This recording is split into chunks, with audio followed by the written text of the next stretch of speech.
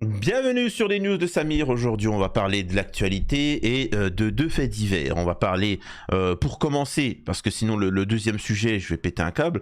Le premier sujet, on va parler de cette joggeuse Agathe qui a disparu et apparemment là, l'enquête se déplace plus sur une disparition, un enlèvement. Donc voilà, apparemment, il n'aurait pas retrouvé le corps parce que c'est ce qui était cherché dans le lieu de la disparition.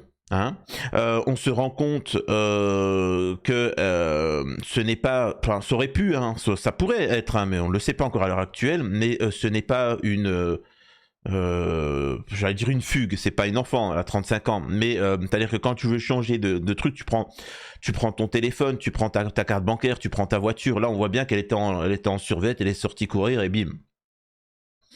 Donc voilà, donc on va aborder ce sujet-là et on va aborder le sujet de Yanis. Yanis est un jeune homme qui auparavant a été, comment dire ça, disons qu'un pédo a profité de lui et il est libre.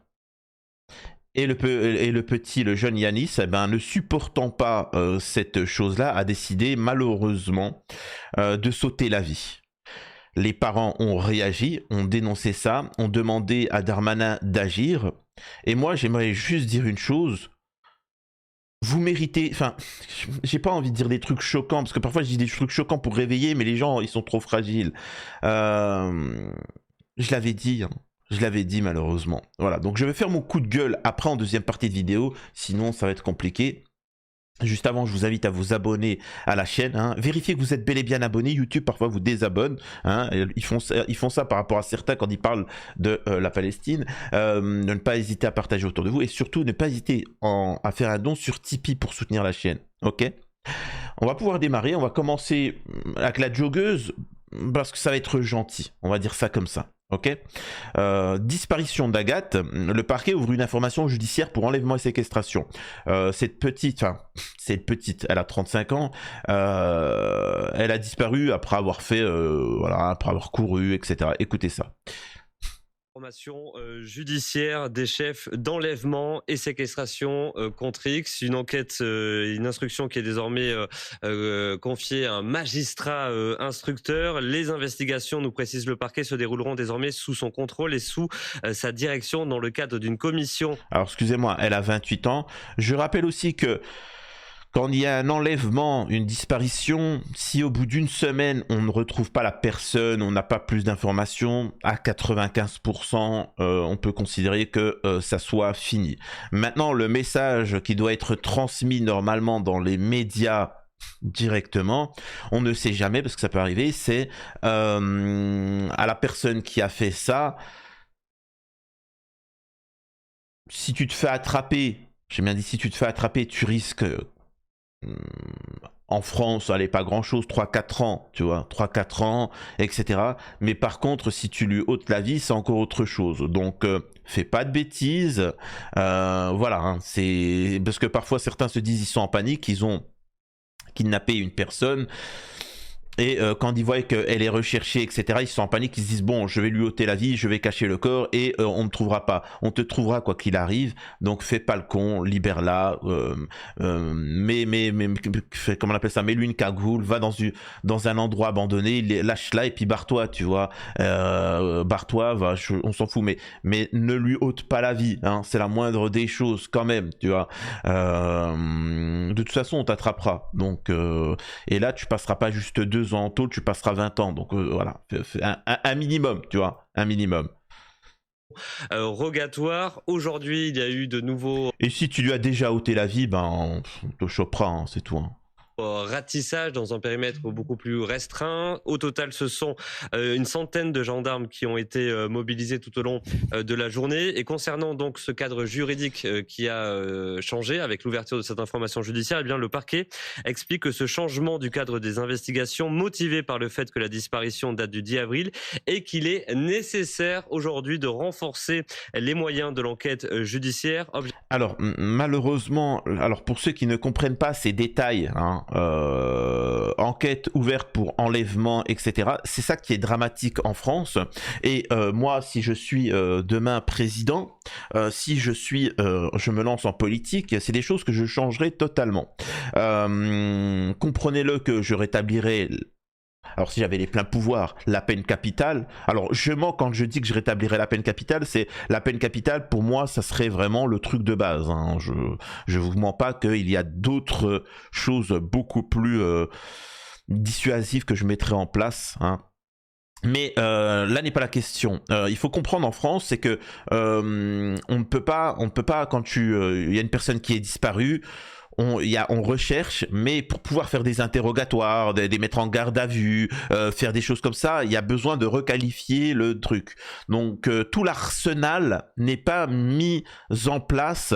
Et moi, ça, c'est une loi que je ferai. Déjà, je mettrai un peu plus d'argent, plus de gendarmes, plus d'enquêteurs. Je donnerai plus de moyens et plus de moyens. C'est-à-dire que quand on a une disparition mystérieuse, quand on a un truc de ce genre-là, les gendarmes, c'est ce que je vous disais auparavant, certains ne comprenaient pas, c'est qu'ils ont les pleins pouvoirs.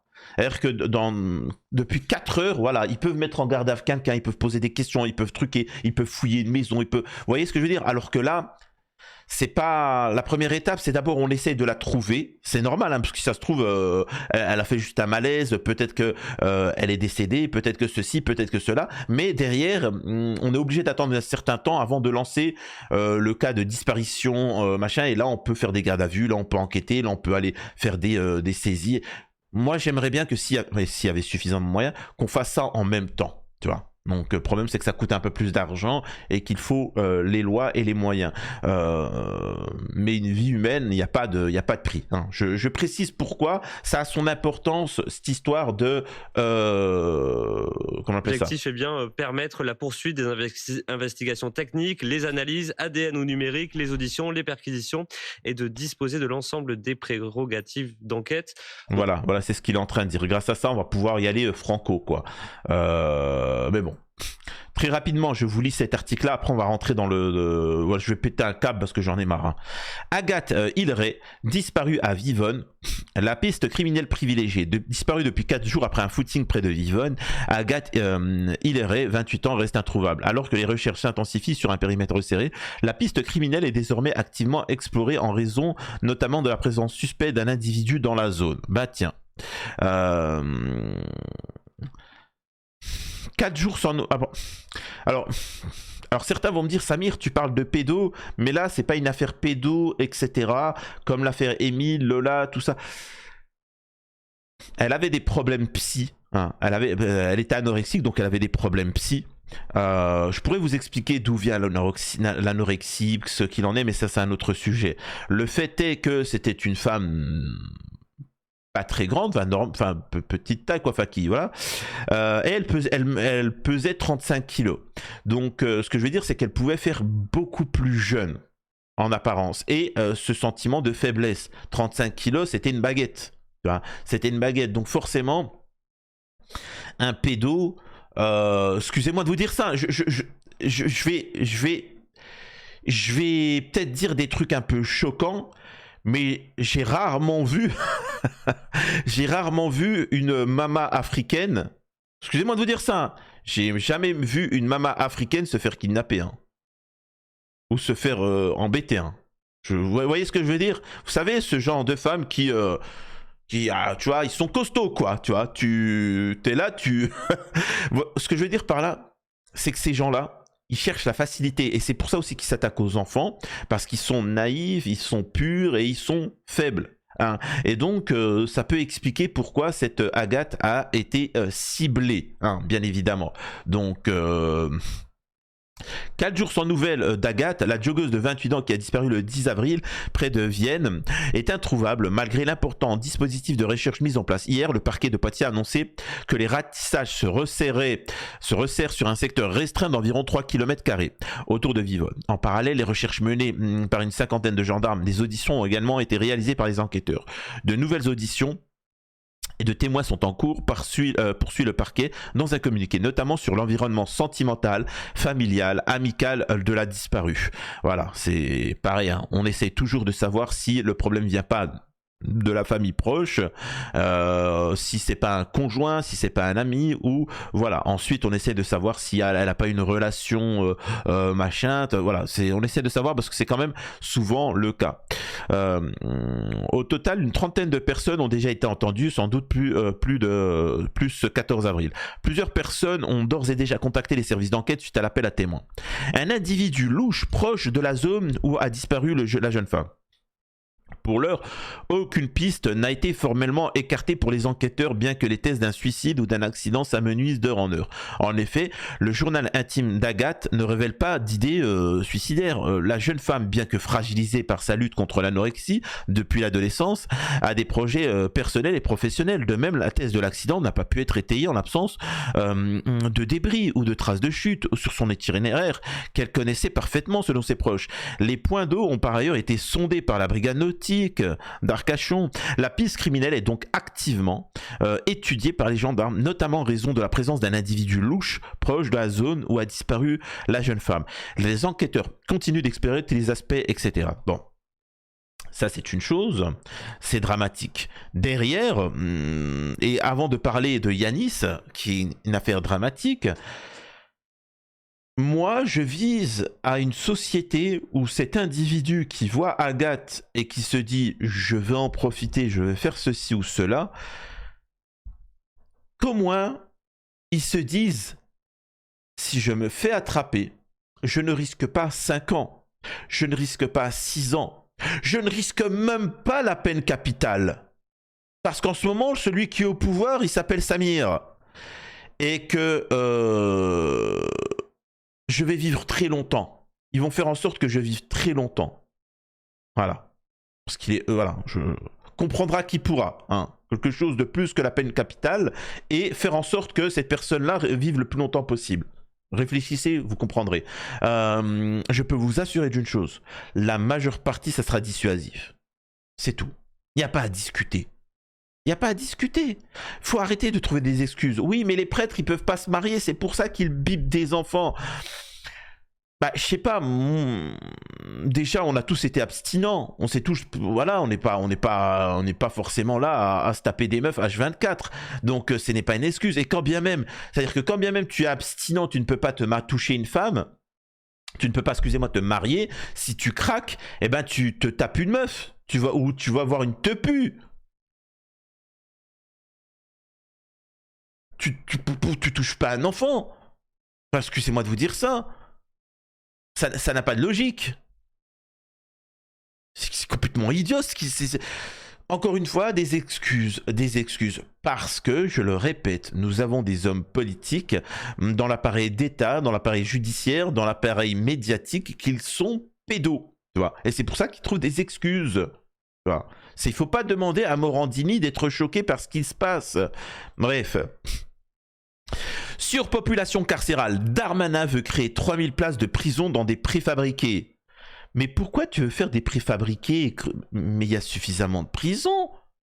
Non, ils sont la surpopulation, parfois en cellule. Ils sont 2. Ouais. Bon, moi j'ai été dans une chambre de 9 mètres carrés, on était en famille, il y avait un lit superposé et ça dérangeait personne. Hein. Il y a des gens, il y a des familles où ils sont dans une chambre à 3 enfants, hein, parce que c'est difficile de se loger, etc., machin, de trouver, surtout en région parisienne.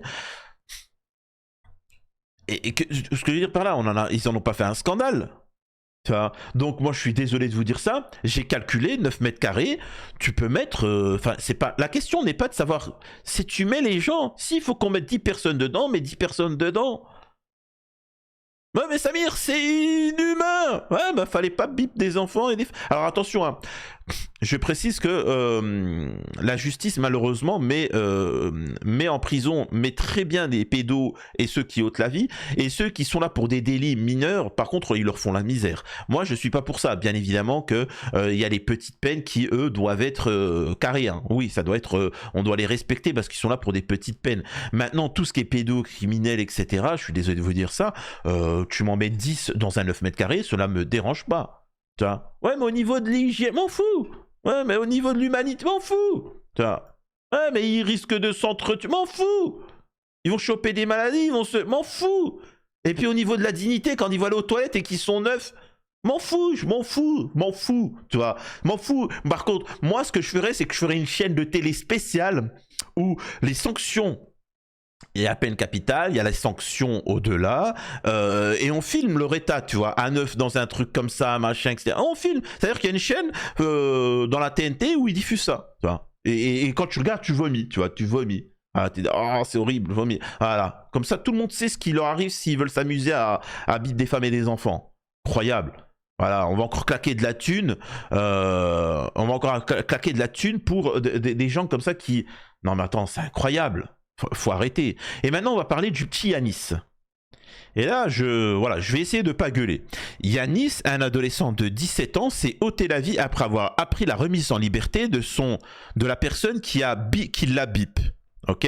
Ses parents demandent la création d'une loi visant à prévenir les parents d'enfants victimes de pédos quand les agresseurs sortent de prison. De son côté, le parquet affirme avoir envoyé une lettre pour prévenir la famille. Je vous dis, si moi demain j'étais président, j'étais au pouvoir, je passerais pour un monstre. Ça veut dire que les parents de Yanis ils me considéreraient comme un monstre. Voilà. Mais en attendant, Yanis, il serait en vie. Moi, c'est le seul truc que je retiens. C'est-à-dire que vous pouvez me considérer comme un monstre. Moi, ce que je sais, c'est que les innocents, les gens bien, les victimes seraient protégés. Voilà. Hein, je peux pas tout dire sur YouTube, mais voilà. Moi, voilà. C'est-à-dire que là, on a des parents qui disent « Ouais, ça serait bien une loi pour prévenir les parents d'enfants victimes de pédos quand leur bip il sort de prison. » Mais c'est pour ça que j'ai voulu mettre ça en deuxième partie pour pas gueuler. C'est-à-dire que les parents qui certainement à l'époque auraient pu me tomber dessus en commentaire en me disant t'es trop dur, tu vois, mais je vous assure que Yanis, lui, il me trouverait pas trop dur, tu vois. Quand un individu bip un enfant, les mecs veulent une loi pour dire que l'État vienne et leur dit par contre, vous savez, je suis là qui a bip votre enfant, tu vois, il y a 7 ans, et ben maintenant il est libre. Merci de m'avoir prévenu. Voilà la loi qu'ils veulent mettre en place.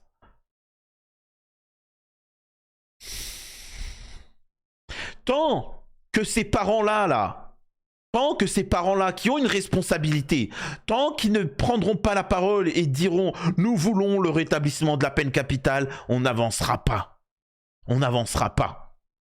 Je suis désolé, hein, parce que je tombe sur les parents, certains vont me dire « Oui, mais bon, quand même, tu vois. » Yanis, 17 ans, s'est donné la mort 3 jours avant de fêter ses 18 ans, le 30 mars dernier. Quelques jours plus tôt, l'adolescent avait appris la remise en liberté de son bip.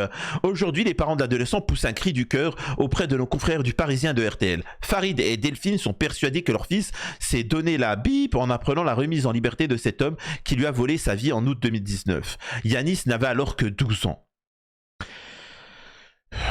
Le jour où mon fils avait dû fêter ses 18 ans, je suis allé choisir son cercueil. C'est inhumain pour des parents, ont rapporté Farid et Delphine, les parents de Yanis, auprès du Parisien. Farid a eu une lourde tâche d'annoncer à son fils la remise en liberté après 2 ans et 4 mois passés en prison.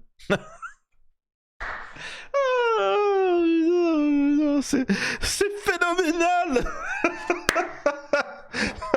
Pourquoi je rigole? Il y en a qui savent pas.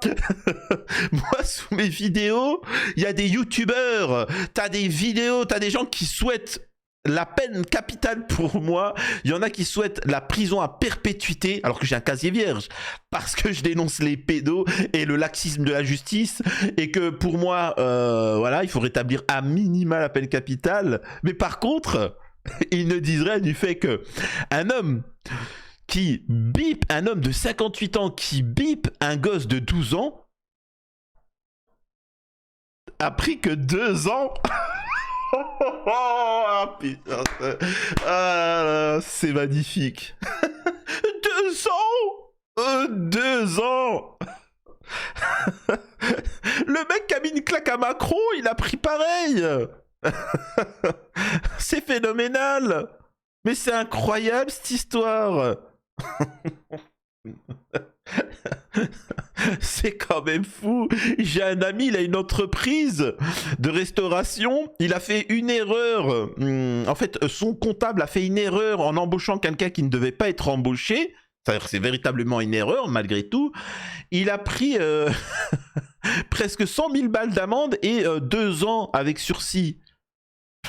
C'est phénoménal, la France. Mais rigolons. Faut rigoler quand même. Faut rigoler. Faut rigoler quand même. 2 ans. 2 ans, quoi. Et les parents qui disent quoi? Ouais, mais fallait nous prévenir un peu plus tôt. Mais tout le monde est fou. Tout le monde est fou. C'est moi, en fait, qui est fou. Vous avez raison. Je m'excuse. Effectivement, quand je vois un peu tout le monde, je me rends compte qu'en fait, c'est moi qui est bizarre, qui est malade. Je m'excuse. Je ferai des efforts. Parce que le mec, il a fait 2 ans pour avoir bipé un enfant de 12 ans. L'enfant de 12 ans, une fois qu'il a grandi, il saute la vie, ce qui n'est pas normal parce que, à cause du fait que, justement, il n'y a pas eu de justice. Les parents disent le problème c'est parce qu'on aurait dû être prévenu un peu plus tôt. Mais oui, allons-y, il n'y a pas de souci, c'est moi qui suis fou, qui souhaite la peine capitale, qui souhaite la perpétuité, Ben oui, bien évidemment. J'ai décidé d'en parler le jour même à mon fils, a détaillé le père de famille au Parisien, car je ne voulais pas qu'il tombe par hasard sur son vilipendeur, qui n'habite qu'à 3 km de chez nous. Mais bien sûr, mais allons-y. J'étais en colère de voir que la justice ne nous avait même pas prévenus. Celui qui a bip Yanis est revenu vivre chez lui près du domicile de l'adolescent. Le 30 mars, Yanis meurt après avoir absorbé des médicaments. Ses parents découvrent une lettre d'adieu dans son téléphone. Nous avons retrouvé une lettre d'adieu de mon fils dans son téléphone intitulée « Lettre de suicide version finale ». Où il indique très clairement que le premier motif de son suicide est la remise en liberté de son bip. C'est un fait. Personne ne peut le nier. Liberté sous bracelet électronique. Auprès de BFM, les parents de l'adolescent disent souhaiter la création d'une loi visant à prévenir les parents d'enfants victimes de pédos quand les trucs sortent de prison. Mais pourquoi ils devraient sortir de prison? Non, je vais pas gueuler. C'est moi qui ai tort. C'est moi qui ai tort. Pardon les pédos. C'est moi qui ai tort. Selon eux, ils n'ont pas été prévenus que le bip de Yanis avait été libéré à mi-peine et qu'il vivait désormais à proximité de chez eux. Contacté par BFM, le parquet affirme que le juge d'application des peines a adressé un courrier en février 2025 à la famille, les avisant de la mesure d'aménagement et de l'interdiction pour le condamné d'entrer en contact avec le jeune Yanis. Oh! Et l'ensemble de sa famille. Ce courrier envoyé par lettre simple n'aurait jamais été reçu par les parents.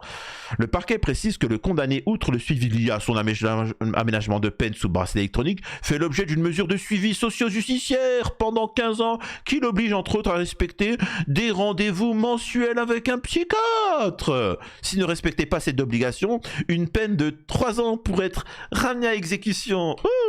Ça décoiffe quand même. Phénoménal, tu vois. Oh, ça... c'est...